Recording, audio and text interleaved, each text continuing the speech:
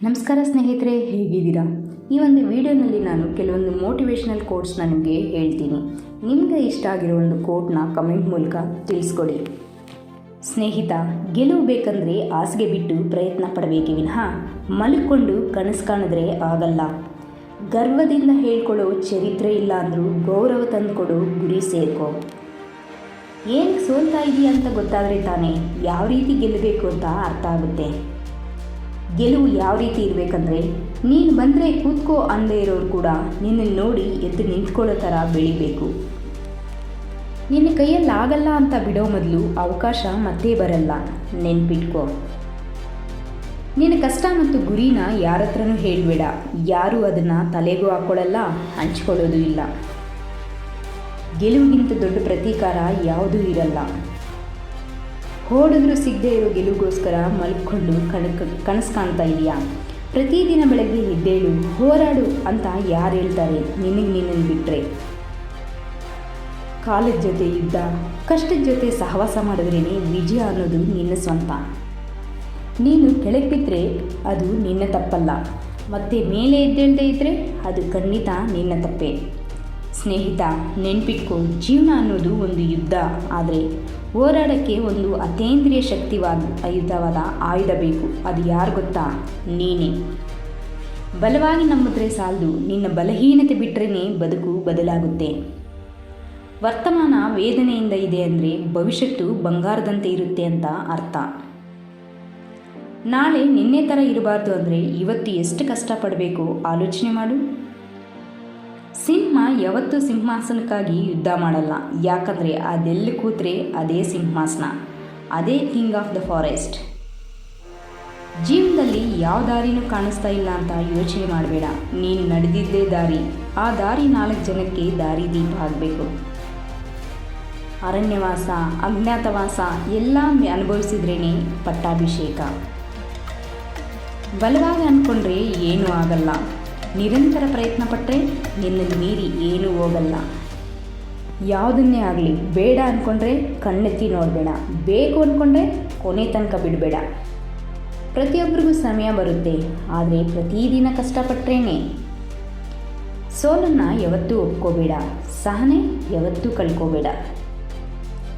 ಶಕ್ತಿ ಮೀರಿ ಸಾಲ ಮಾಡಿದ್ರೆ ವಯಸ್ಸಿಗೆ ಮೀರಿ ಭಾರ ಹೊರಿಬೇಕಾಗುತ್ತೆ. ಇದನ್ನು ಯಾವತ್ತೂ ಮರಿಬೇಡ. ನಿನ್ನ ನಂಬ್ಕೊಂಡು ಮಾಡೋ ಯುದ್ಧದಲ್ಲಿ ಸೋಲು ಕೂಡ ಗೆಲುವಿನ ಸಮಾನ. ಇವತ್ತು ಬಲವಾದ ನಿರ್ಧಾರ ತಗೊಂಡಿಲ್ಲ ಅಂದರೆ ಭವಿಷ್ಯತ್ತು ಬಲಹೀನವಾಗುತ್ತೆ ಅಂತ ಮರಿಬೇಡ. ಸೋತ್ರೆ ಸಮಾಧಾನ ಅವಶ್ಯಕತೆ ಇದೆಯೋ ಇಲ್ಲೋ ನನಗೆ ಗೊತ್ತಿಲ್ಲ, ಆದರೆ ಗೆಲ್ಲಬೇಕಂದ್ರೆ ಬದಲಾವಣೆ ಅನ್ನೋದು ತುಂಬ ಮುಖ್ಯ. ಸ್ನೇಹಿತ, ನಿನಗಾದ ಗಾಯ ಕೂಡ ಗರ್ವ ಪಡಬೇಕು. ನೀನು ಮಾಡಿರೋ ಸಾಧನೆ ನೋಡಿ. ಈ ದಿನ ದರಿದ್ರ ಅಂತ ನೀನು ಬೈಕೊಂಡಿದ್ದೆ ಯಾವತ್ತೋ ಒಂದಿನ ಅನುಭವ ಅಂತ ಅರ್ಥ ಆಗುತ್ತೆ. ಸೋಲ್ತೀನೇನೋ ಅನ್ನೋ ಒಂದು ಭಯದ ಮುಂದೆ ಗೆಲ್ಲುತ್ತೀಯ ಅನ್ನೋ ಒಂದು ವಿಷಯ ಮರಿಬೇಡ. ಸಮಯ ಯಾವತ್ತೂ ಸಮಾಧಾನ ಹೇಳಲ್ಲ, ನೀನು ಪಡ್ತಿರೋ ಕಷ್ಟ ಬಿಟ್ಟರೆ. ಶ್ರೇಷ್ಠವಾದ ಕಥೆಯಲ್ಲಿ ನಿನ್ನ ಪಾತ್ರ ಇಲ್ಲ ಅಂದರೂ ಪರವಾಗಿಲ್ಲ, ನಿನ್ನ ಕತೆ ಯಾವತ್ತೂ ಶ್ರೇಷ್ಠವಾಗಿರೋ ಥರ ಮಾಡ್ಕೋ. ಅವಶ್ಯಕತೆ ಹೇಳಿ ಬರಲ್ಲ, ಅವಕಾಶ ಹೋದ್ರೆ ಮರಳಿ ಬರಲ್ಲ. ಮೇಲೆ ಹಾರೋದೆಲ್ಲ ಆಕಾಶ ಸೇರಲ್ಲ. ಯಾರೋ ಏನು ಅಂದರು ಅಂತ ನೀನು ಬಲಹೀನನೂ ಅಲ್ಲ. ಗುರಿ ಮುಟ್ತೀಯ ಅಂದರೆ ಆಲಸ್ಯ ಮಾಡಬೇಡ, ಮುಟ್ಟಲ್ಲ ಅಂದರೆ ಆಲೋಚನೆಯೇ ಮಾಡಬೇಡ. ತನ್ನ ಬಗ್ಗೆ ದುಃಖ ಪಡುವಂಥ ಯಾವತ್ತೂ ಕಳೆದೋದ ಸಮಯ ಹೇಳಲ್ಲ. ಭಯ ಪಡುವಂಥ ಯಾವ ಭವಿಷ್ಯತ್ತೂ ಕೇಳಲ್ಲ. ಕಾಲೇಜು, ಸ್ಕೂಲ್ಗಿಂತ ಖಾಲಿ ಹೊಟ್ಟೆ ಸುರಿಯೋ ಕಣ್ಣೀರೇ ಜೀವನದಲ್ಲಿ ತುಂಬ ಕಲಿಸುತ್ತೆ. ನಿರಾಸೆ ಹೇಳುತ್ತೆ ನಿನ್ನ ಕೈಯಲ್ಲಿ ಆಗಲ್ಲ ಬಿಟ್ಬಿಡು ಅಂತ.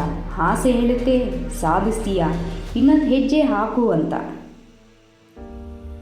ಜೀವನದಲ್ಲಿ ಎಷ್ಟೇ ಸಲ ನಮ್ಮ ಕೈಯಲ್ಲಿ ಆಗಲ್ಲ ಅಂತ ಬಿಟ್ಟುಬಿಡೋಣ ಅಂತ ಅನಿಸುತ್ತೆ, ಆದರೆ ಬಿಡಬೇಕಾಗಿರೋದು ಮೊದಲು ನಿನ್ನ ಒಂದು ಆಲೋಚನೆನ. ಎದುರಿಸಬೇಕು ಅಂತ ನಿರ್ಧಾರ ಮಾಡಿದ್ರೆ ಸಮಸ್ಯೆ ಎಷ್ಟೇ ದೊಡ್ಡದಿರಲಿ ಹಿಂದೆ ಹೆಜ್ಜೆ ಹಾಕಬೇಡ. ಒಬ್ಬನೇ ಅಂತ ಯಾವತ್ತೂ ಭಯಪಡಬೇಡ.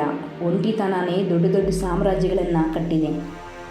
ಸ್ನೇಹಿತ, ಆಲಸ್ಯ ಆದರೂ ಪರವಾಗಿಲ್ಲ, ಕೆಲವು ಅವಮಾನಗಳಿಗೆ ನೀನು ಸಮಾಧಾನ ಹೇಳಲೇಬೇಕು. ನಿನ್ನ ಕೈಯಲ್ಲಿ ಆಗಲ್ಲ ಅಂದವ್ರಿಗೆ ನಿನ್ನ ಸಾಧನೆ ಸಮಾಧಾನ ಆಗಬೇಕು. ಅನುಭವಿಸಿ ಅನುಭವಿಸಿ ಕಷ್ಟನೂ ಸಹ ಸ್ವಲ್ಪ ದಿನಗಳ ನಂತರ ಸಂತೋಷ ಅನಿಸುತ್ತೆ. ಆದಾಯ ಎಷ್ಟೇ ಬಂದರೂ ನಿನ್ನ ಸಂಪತ್ತು ಬೆಳಿಬೇಕಂದ್ರೂ ಕರಗಬೇಕಂದ್ರೂ ನಿನ್ನ ಖರ್ಚು ಮಾತ್ರ ನಿರ್ಧಾರ ಮಾಡುತ್ತೆ. ಗೆಲುವಂದರೆ ತಿರುಗಿ ಹೊಡೆಯೋದಲ್ಲ, ತಿರುಗಿಲ್ಲದೆ ಬೆಳೆಯೋದು. 100 ಬಾರಿ ಸೋತೆ ಅಂತ 100 ಬಾರಿ ಗೆಲ್ಲಬೇಕಾಗಿಲ್ಲ. ಒಂದೇ ಒಂದು ಗೆಲುವು ಸಾಕು. ಅಷ್ಟು ಸೋಲುಗಳಿಗೆ ಸಮಾಧಾನ. ಎಲ್ಲ ಚೆನ್ನಾಗಿದ್ದಾಗ ಅಲ್ಲ, ಏನು ಇಲ್ಲದೇ ಇದ್ದಾಗ ನಾವೇನು ಅಂತ ನಮಗೆ ಅರ್ಥ ಆಗುತ್ತೆ. ಸರಿಯಾಗಿ ಉಪಯೋಗಿಸದೇ ಇದ್ದರೆ ಸಮಯವೇ ನಿನ್ನ ಅತಿ ದೊಡ್ಡ ಶತ್ರು. ನೀನು ಕಲ್ಲಾದರೂ ಆಗಿದ್ರೆ ಯಾರಾದರೂ ನಿನ್ನನ್ನು ಕೆತ್ತನೆ ಮಾಡಿ ಬೂರ್ತಿ ಮಾಡ್ತಾಯಿದ್ರೇನೋ. ಆದರೆ ನೀನು ಮನುಷ್ಯ, ನಿನ್ನನ್ನು ನೀನೇ ಕೆತ್ತನೆ ಮಾಡಬೇಕು. ಕಲ್ಲು ನೀನೇ, ಉಳಿನೂ ನೀನೇ, ನಿನ್ನ ಮೂರ್ತಿ ನೀನೇ ಕೆತ್ತಬೇಕು. ಕಳೆದೋದ ಕತೆ ನಿನಗಿಷ್ಟ ಇಲ್ಲ ಅಂದರೆ ಮುಂದಿರೋ ಕತೆನಾದರೂ ನಿನಗಿಷ್ಟ ಆಗೋ ಥರ ಬರ್ಕೋ. ಸ್ನೇಹಿತರೆ, ಒಂದು ವಿಡಿಯೋ ನಿಮಗೆ ಇಷ್ಟ ಆದರೆ ಚಾನಲ್ಗೆ ಸಬ್ಸ್ಕ್ರೈಬ್ ಮಾಡಿ, ವಿಡಿಯೋನ ಲೈಕ್ ಮಾಡಿ ಹಾಗೂ ನಿಮಗೆ ಇಷ್ಟ ಆದ ಒಂದು ಕೋಟ್ನ ಕಮೆಂಟ್ ಮಾಡಿ. ಧನ್ಯವಾದ.